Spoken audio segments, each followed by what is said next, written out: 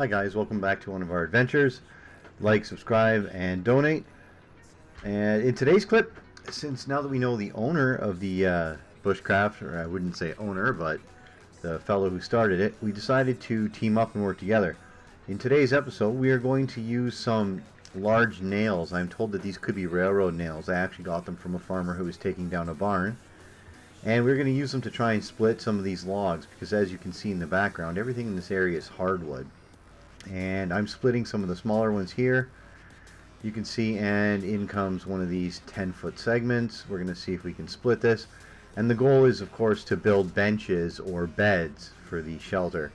Now we're looking forwards toward the winter, and we have to keep in mind that somehow a wood stove is going to have to fit in here.